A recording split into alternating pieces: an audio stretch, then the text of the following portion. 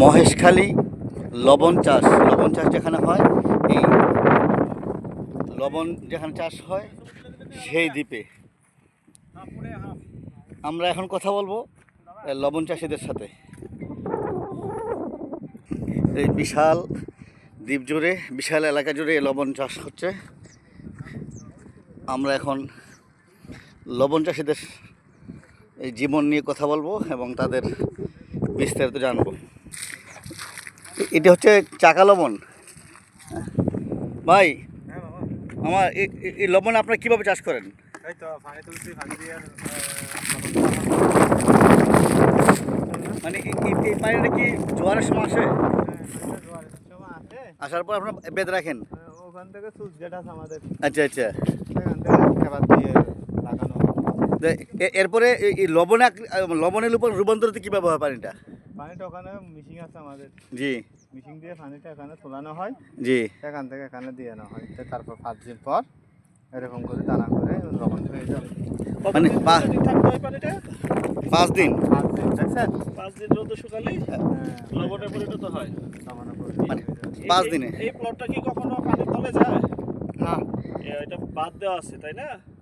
যেই সাগরের থেকে যে নর্মাল পানিটা আসে, ওই পানিটা কি আপনারা মেশিনে নিয়ে আসেন?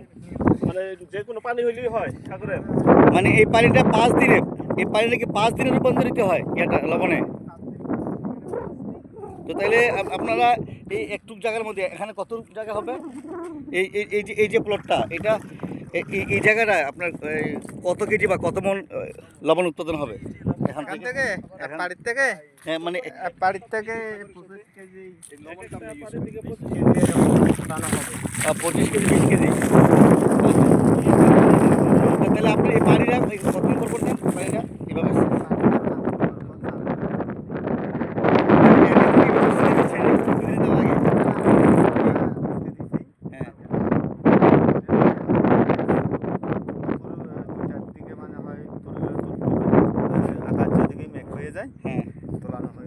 তো তাহলে এটা লবণ হয়ে গেছে? এটা লবণ হবে, যে এইরকম করে মাছটি না, হ্যাঁ, এটা কিন্তু লবণ হয়ে যাবে। লবণ হয়ে যাবে। এরকম করে লবণ হবে। কতটুকু জায়গা আছে টোটাল এই লবণ চাষে?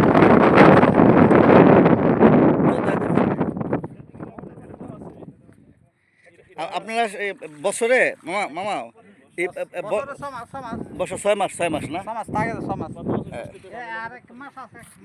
আরে আরেক মাস না?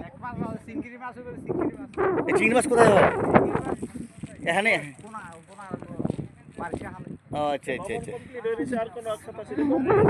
তাহলে এইটা হচ্ছে এই লবণ উৎপাদনের কেন্দ্র, এখানে পানি হয় না?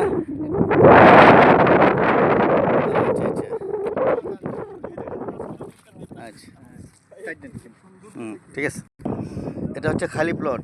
এখানে 3 দিন অতিবাহিত হয়েছে, পানি দিয়ে আটকাইছে এবং 5 দিনের মধ্যে এই লবণে রূপান্তরিত হবে এই পানিটা।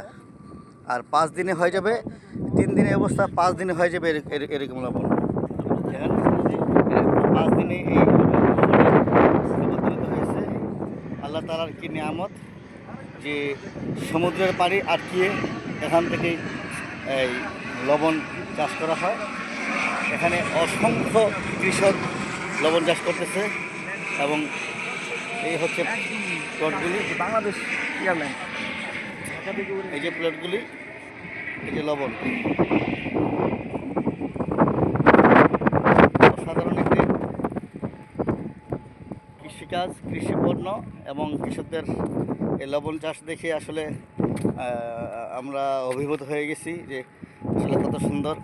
আমরা শুয়ে দেখি লবণটা কি হয়। এই যে চাকা হচ্ছে, লবণের চাকা হচ্ছে আস্তে ধীরে, এবং এই লবণটাই একটু বড় আকারে আস্তে আস্তে দানা আকারে হবে। এই যে দানা আকারে হচ্ছে, এই দানা। তো সবাই ভালো থাকবেন। আমরা আপনাদেরকে আবার নতুন কিছু দেখাবো, তার মধ্যে আপনারা অপেক্ষায় থাকবেন। আমরা আপনাদের জন্য ভালো কিছু নিয়ে আসবো। সবাইকে ধন্যবাদ। কক্সবাজার মহেশখালী থেকে হাফেজ নজরুল।